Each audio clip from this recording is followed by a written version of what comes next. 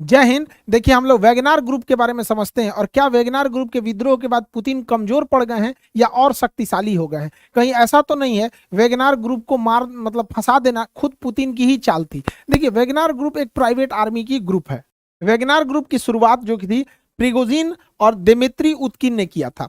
इसका मुख्यालय जो है वो सेंट पीटर्सबर्ग में है। सेंट पीटर्सबर्ग में इसका मुख्यालय और इसकी सेना बहुत जगह फैली हुई है। ये रिक्रूटमेंट भी अपनी सेना में करते रहते हैं। इसका मुख्य जो करता धरता था वो प्रेगोजिन था। प्रेगोजिन पहले एक सेफ था, मतलब पहले वो रेस्टोरेंट चलाता। जब पुतिन 1990 के दशक में जब वो मेयर का ऑफिस में काम करते थे, उसी समय प्रेगोजिन अपना एक रेस्टोरेंट खोला था। उस रेस्टोरेंट में जाके ये खाना खाते थे पुतिन। तो वहीं से इन दोनों की दोस्ती हो गई। बाद में पुतिन जो है वो सत्ता हथिया लिए, बाद में इनसे करीबी बढ़ी, तो ये सैफ बना और बड़े बड़े लोगों को खाना खिलाया। देखिए यहाँ पे बुश से लेके जितने राष्ट्राध्यक्ष थे उन सबको ये खाना खिलाया। बाद में ये कॉन्ट्रैक्टर बन गया और धीरे धीरे इसकी संपत्ति बढ़ती गई और इसने बनाया एक वैगनार ग्रुप जो प्राइवेट आर्मी का सिलेक्शन करती थी। ये प्राइवेट आर्मी पूरी दुनिया में फैली हुई थी। ये माली में गई, लीबिया में, कांगो में, सीरिया में, और हर जगह इसने अपनी प्राइवेट सेवा दिया था। प्राइवेट आर्मी से फायदा ये होता है कि अगर ये कुछ कांड भी कर देते हैं तो सरकार कर देती है, हमको क्या मतलब, ये तो कोई प्राइवेट कंपनी थी। तो यानी ये व्यक्तिगत लाभ, राजनीतिक इच्छा और अपने कोई एक राजनीतिक मतलब महत्वाकांक्षा को पूरा करने के लिए होता है। क्योंकि आर्मी के ऊपर अगर कोई एक्शन होता है, आर्मी कुछ करती है, तो सीधे वो सरकार के ऊपर बात आती है। तो ये प्राइवेट आर्मी वहां ये काम को कर देते थे और सरकार सीधे सीधे बच जाती थी।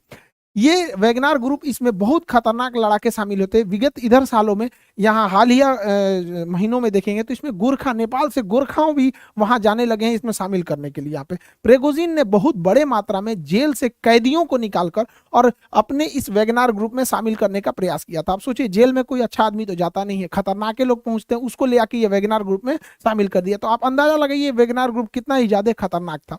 वैगनार ग्रुप चर्चा में और पावर में तब आया जब 2014 में रसिया ने क्रीमिया को कब्जा किया। रसिया ने जैसे क्रीमिया को कब्जा किया, यहां पर उसने वैगनार ग्रुप का ही मदद लिया। आप याद कीजिए, रसिया ने जब दोबारा डोनेस्क और लुहांस्क में जब कब्जा किया था तो उसने एक बहाना किया था, कहा था कि वहीं के लोग चाहते हैं कि ये विद्रोह मतलब रसिया उन पे कब्जा कर ले। वहीं के लोग नहीं थे, पहले ही इसने घुसा दिया था वैगनार ग्रुप को। क्योंकि वैगनार ग्रुप ऑफिशियली रसिया का तो है नहीं, रसिया मना कर देता है कि भैया जो चीज हमारा है ही नहीं, हम उस पर जवाब क्या दे सकते हैं यहाँ पे, और वो लोग अंदर घुस के बवाल कर देते हैं। तो मेनली ये पावर में आए थे सब यूक्रेन वार को लेकर, और ये रशियन आर्मी के साथ साथ लड़ रहे थे पूरी की पूरी यूक्रेन वार में, और काफी साथ दिया इन लोगों ने रशियन आर्मी का। लेकिन मई के महीने में ना इन दोनों में अनबन होने लगी और अचानक से ये जो यूक्रेन का ये वाला एरिया था, इस एरिया में जहां वैगनार ग्रुप थी, आर्मी थी, वो अचानक से यहाँ से पीछे हटने लगी और पीछे हटने लगी और कही कि हम यहाँ से अब लड़ाई नहीं लड़ेंगे। ये खेरसन वगैरह से पीछे हटने लगी थी, यहाँ पे बहुत जेपोरेजिया वगैरह से ये पीछे हटने लगे थे सब। और अल्टीमेटली क्या हुआ, 20 से 21 जून के बीच में ये लोगों ने बहुत खतरनाक रूप ले लिया और पीछे हटते हटते ये यूक्रेन छोड़ के और रसिया के शहर रोस्टोव पे कब्जा कर लिया। अब रसिया का शहर रोस्टोव इसलिए जरूरी है कि पूरी यूक्रेन लड़ाई में इस साइड का जितना कमांड सेंटर और लॉजिस्टिक सेंटर है वो रोस्टोव ही है, यहीं से सारा सामान जाता है। इन लोगों ने रोस्टोव शहर को कब्जा कर लिया और यहाँ एक हाईवे है, M4 हाईवे। ये हाईवे सीधे मॉस्को तक जाता है। मॉस्को यहाँ से 1000 किलोमीटर है, 1000 किलोमीटर है रोस्टोव से मॉस्को। ये लोग मॉस्को मार्च निकाल दिए और प्रेगोजिन जो है इसका अध्यक्ष, उसने कह दिया कि बहुत जल्दी हम रसिया को एक नया नेतृत्व प्रदान करेंगे, मतलब तख्ता पलट की कोशिश थी। इसी क्रम में जब ये रोस्टोव से आगे बढ़े तो वोरोनिज शहर से पहले इन्होंने रसिया के एक हेलीकॉप्टर को मार के गिरा दिया।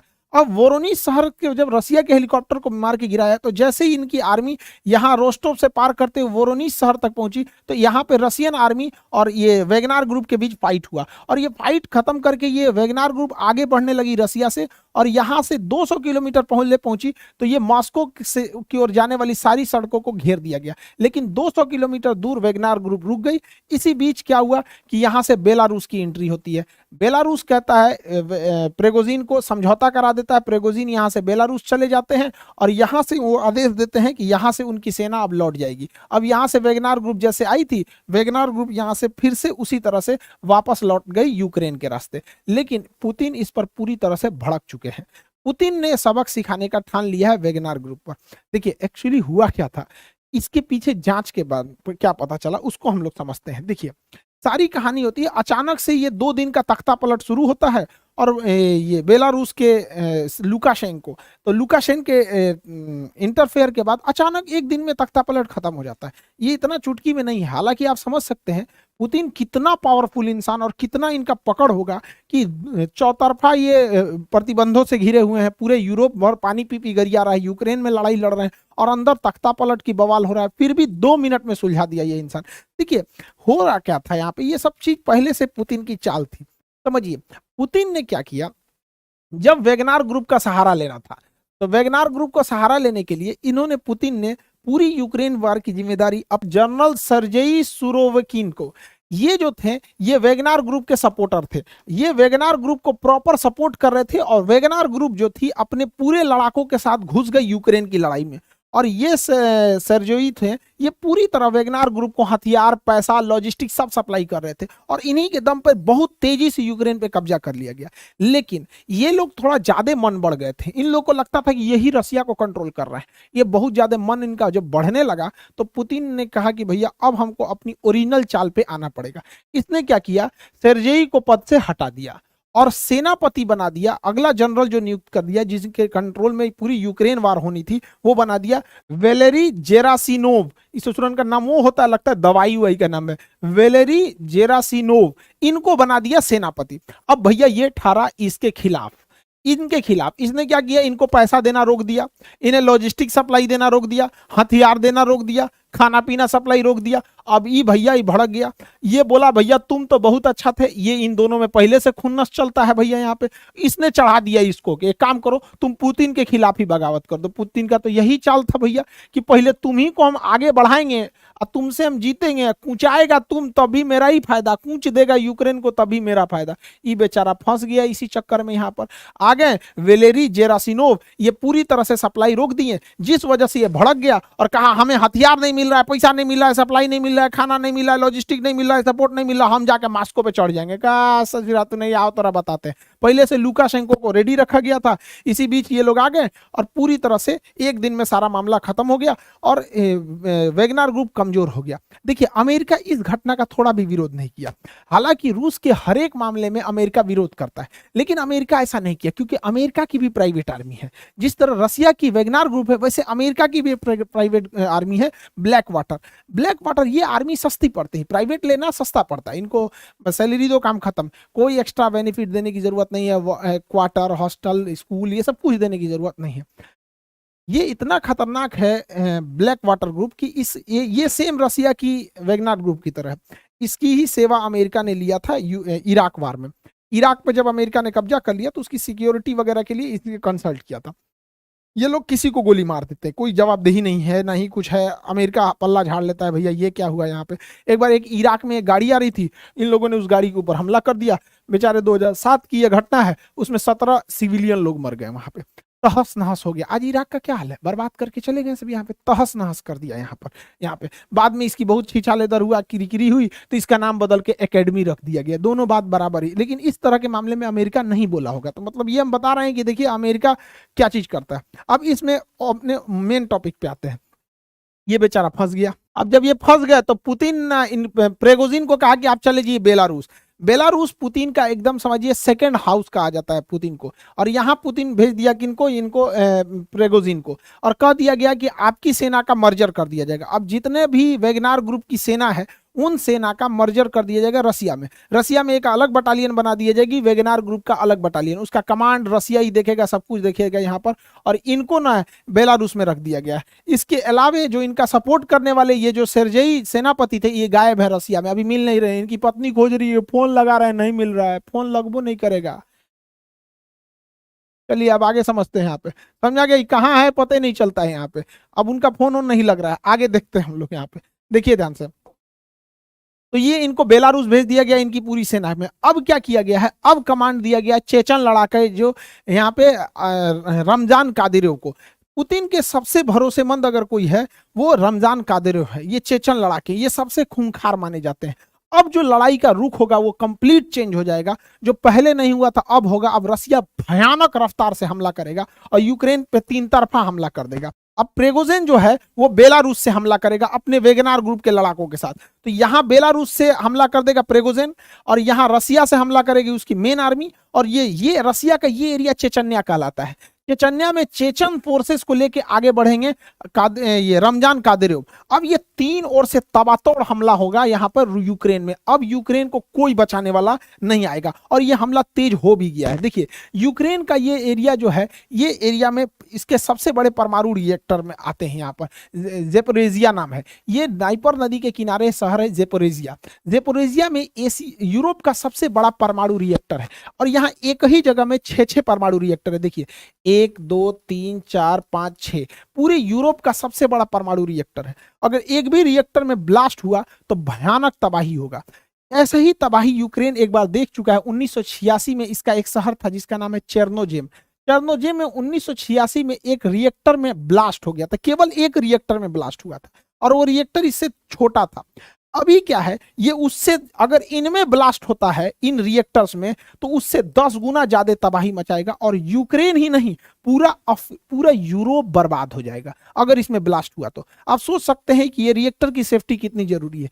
लेकिन आपको लगता है ये सेफ्टी जरूरी है, लेकिन जरा ध्यान दीजिए, ये वही रिएक्टर है 6 ठो जो हम आपको सैटेलाइट इमेज में दिखा रहे हैं। 6 रिएक्टर दिखेंगे, 1 2 3 4 5 6 ये रिएक्टर है। और ये देखिए धमाका कहां तक हुआ है, ये रिएक्टर के कितने पास धमाका हुआ है, और इसमें रशियन आर्मी घुस चुकी है। रशियन आर्मी घुस चुकी है। 1 साल से जेपोरेजिया पे रशियन आर्मी का कब्जा है। यूक्रेन की आर्मी इस पे कब्जा कर ही नहीं पा रही थी, कितनों कोशिश की नहीं कब्जा कर पाई। लेकिन अचानक से यहां से भागने लगी रशियन आर्मी। रशियन आर्मी इसको खाली करके जाने लगी, उसको आदेश आया तुम खाली करो, जेपोरेजिया खाली करके वापस आओ।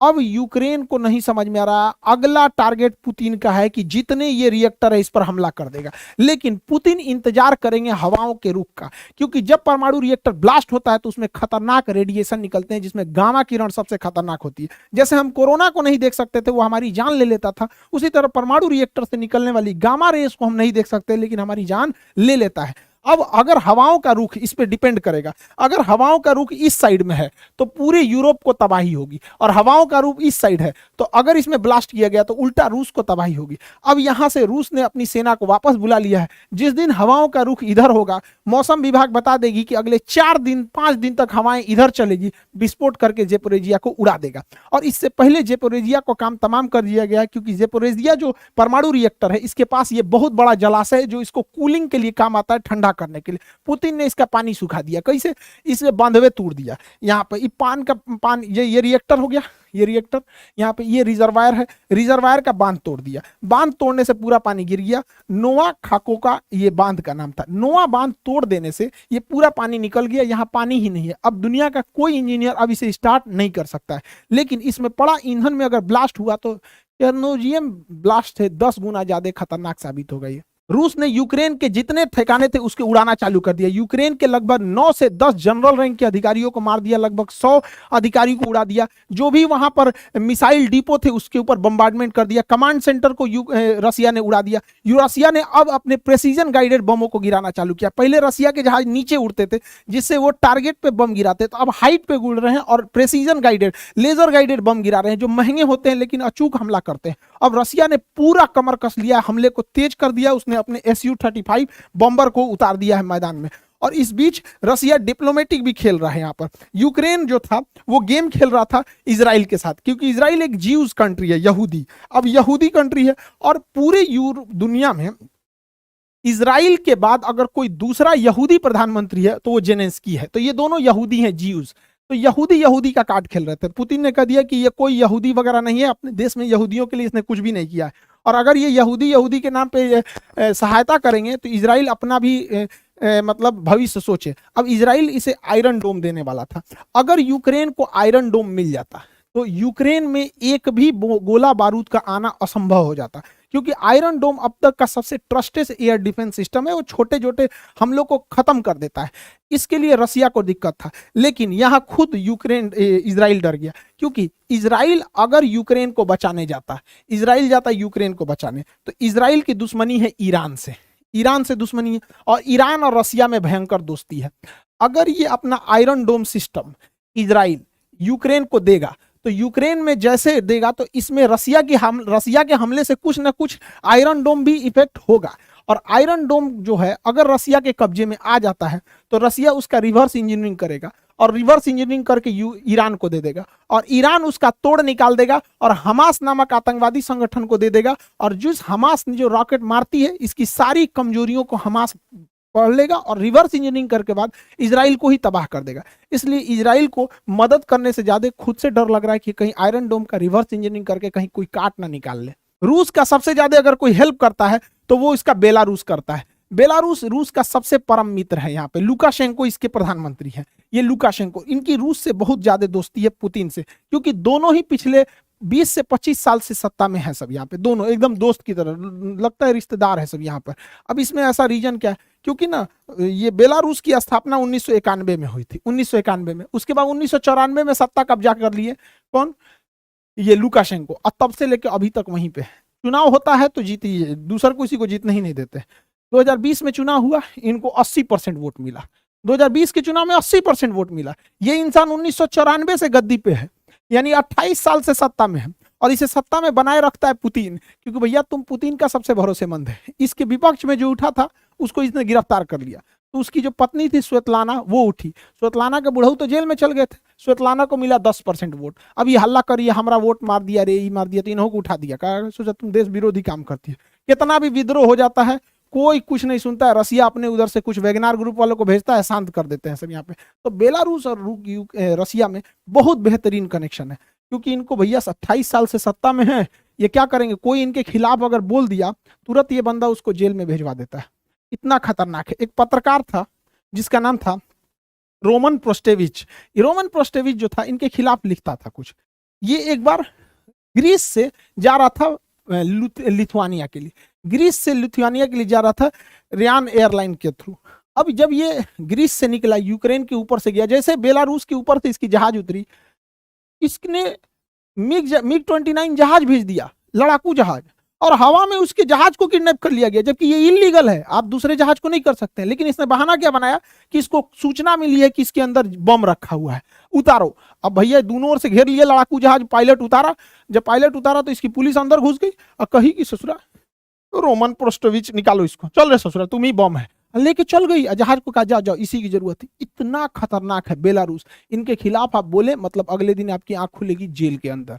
तो बेलारूस और रसिया के बीच में अच्छी दोस्ती है। रीजन क्या है कि बेलारूस में जब तक ये आपके लुकाशेंको है और इधर पुतिन है, भैया पुतिन सन 2000 से है, ये 1994 से, पुतिनों से बूढ़ है ही। तो समझ में आ रहा है, पुतिन का हर मामले में लुकाशेंको हेल्प करते हैं और पुतिन भी इनका हेल्प करता है। दोनों एक दूसरे को सत्ता में रखे हुए हैं, तो दोनों को एक दूसरे की ज्यादा जरूरत है। अब कुछ लोगों का कहना है कि इस विद्रोह के बाद पुतिन कमजोर हो गए हैं। कोई कमजोर नहीं हुए, उल्टे पुतिन शक्तिशाली हुए, क्योंकि 2016 में तुर्की में भी सेना ने तख्ता पलट की कोशिश किया था, लेकिन जनता ने उस तख्ता पलट को विफल कर दिया और तैयबुल अर्दोगान 2018 के चुनाव में भारी मतों से जीत गए। इसका मतलब जब कभी भी राष्ट्र पर विकट संकट आता है तो उसी राजनीतिक पार्टी को लोग वोट देते हैं जो पहले से सत्ता में है, क्योंकि जब राष्ट्र भावना जुड़ जाती है तो लोग दूसरे को नहीं देखते हैं। ऐसा 1999 में भी हुआ था जब चेचन्या हुआ था। चेचन्या अभी जो चेचन लड़ा के पुतिन के फेवर में, चेचन्या में जब विद्रोह हुआ था तो लोग पुतिन का भी साथ दिए थे और उसी के बाद पुतिन को सत्ता में दिया गया। हमारे देश में भी एक बार हुआ, पाकिस्तान ने हमला कर दिया। पाकिस्तान का यह कायराना हमला जो था हमारे सोते हुए सीआरपीएफ के जवानों पर हुआ था फरवरी